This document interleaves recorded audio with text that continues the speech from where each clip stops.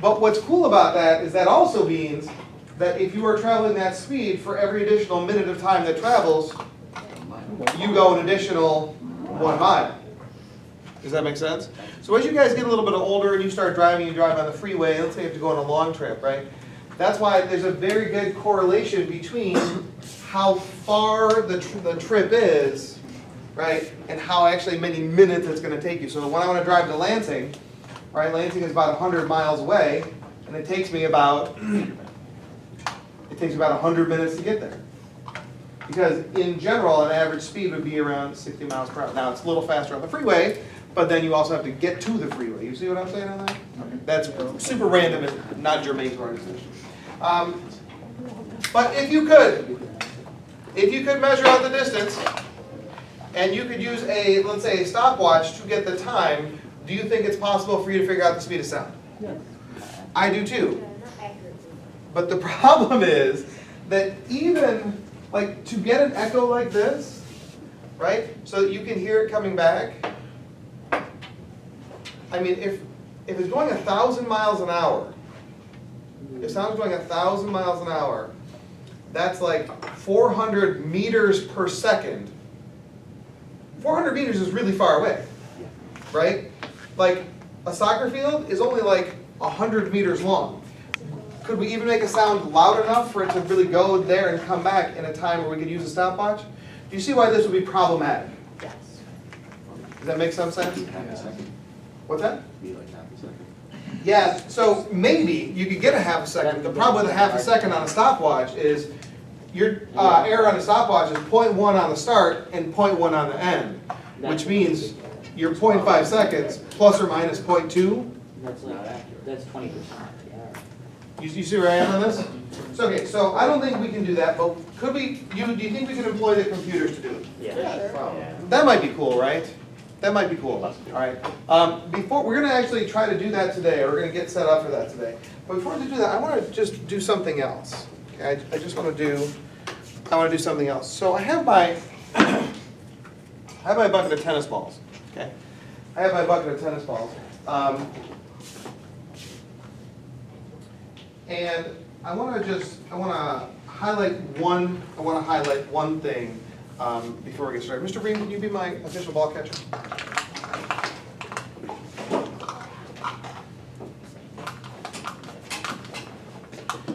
So, in this particular demonstration, perfect. In this particular demonstration, what I'm going to do is I'm going to throw the balls. Okay? So, are you ready?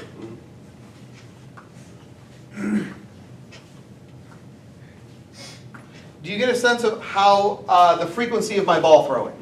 Okay. All right, go and throw it back. Okay.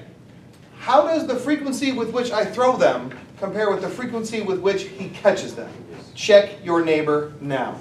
How does the frequency with which I throw them compare with the frequency with which he catches them? Check your neighbor now. They're the same as we go. What do you think? Same frequency? Yeah. The frequency seems to be the same for me. Okay? All right, we're going to try again. Ready? Even if I increase my throwing frequency, the frequency with which he's so good. The frequency with which he catches them is the same. Go ahead.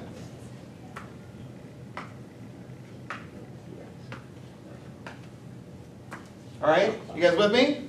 So what I'm going to do, though, is we're going to move the receiver. Okay? We're going to move the receiver. So take a couple steps forward. Okay? Take a couple steps forward. And what I'm going to do is I'm going to do the throwing again, and you're just going to walk back casually. Okay? Now, yes, don't run into the table. Okay? Mr. Ramsell, are you with us? Are you sure? Yeah. Okay. It's much easier for me to believe that if I can actually see you looking at me. Okay, here we go. Ready? All right, let's do a practice walk back. Go ahead and start walking back. Oh, that's perfect speed. Okay, good. Last time I did this, this kid started running backward. I'm like, what are you cannot run, you cannot go back faster than the speed of the ball. Yeah. Right? All right, go ahead.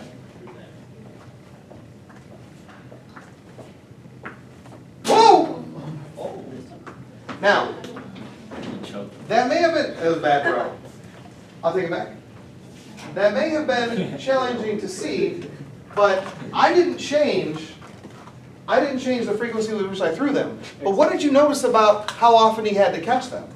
Was it harder or easier for you to catch them? A bit harder. Was it harder? I felt like it was just. Because the walking? Yeah. Did he have to catch them more often or less often when he was walking backward?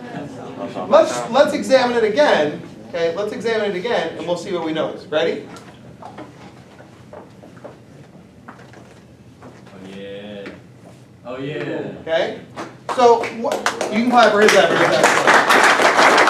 So when the receiver is moving away, what do you notice about the way you have to catch them? Does he catch them more often than I throw them, or less often?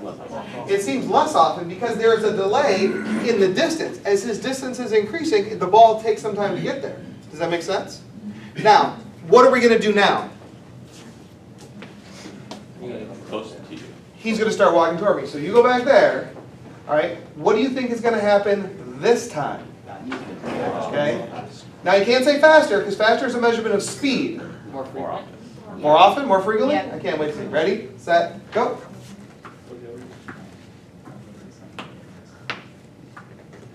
Okay.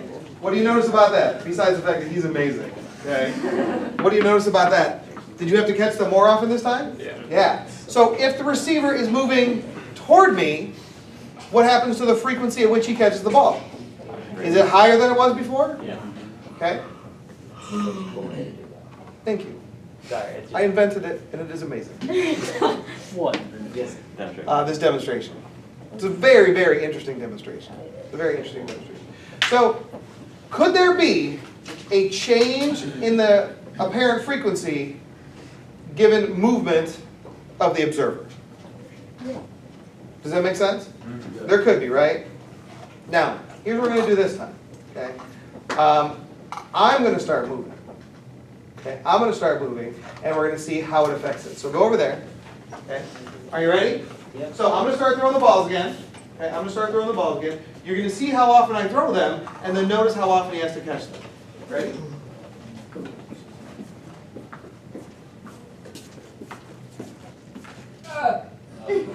What did you notice?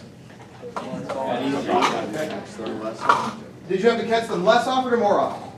Yeah, less often. So now this time is different because if the source is moving away, right? If the source is moving away, then all of a sudden we see it different. But I'm going to walk towards you this time.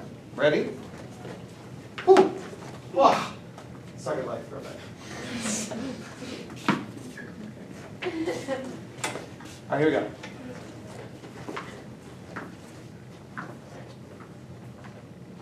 More often? Okay. Totally, right? And so, if I'm moving toward him, he has to catch them more often. So could there be a change in frequency given the movement of the actual source itself? That's interesting, right? What's that? So it turns out it's a relative thing. So if we're both moving backward or both moving forward, it's very similar to if one is stationary and the other is moving like that. Is that cool? All right, now, that's all fine and good. Okay? That's all fine and good. But what would happen, okay? What would happen if he was moving backward faster than the actual speed of the balls? They would get lucky. He wouldn't catch them. That would be easier. What's that? It would be easier. Well, you got pace though. If he's moving faster than I can even throw the balls? And they You got really pace catch though. them. You have to They catch really- them. No, it's not. He's gonna have to You have reach. to stretch. You've done it.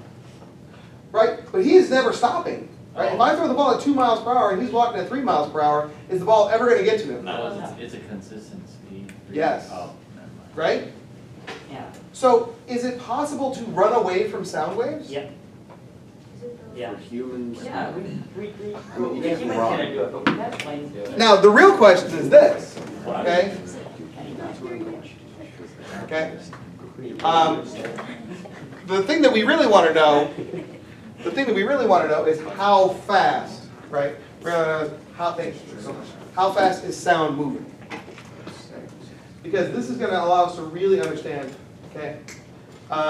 Really get a sense of this if we can figure out like what the actual speeds are. So a couple words here. One, you need to take your catapults away from here. Okay? Because I need the lab space back. So that's the first thing, is you need to take your catapults away from here. The second thing is we are going to see if we can't measure the speed of sound. Okay, we're going to see if we can't measure the speed of sound. And to do it, we're going to have to set up the lab. Okay, in order to do it, we're going to have to set up the lab.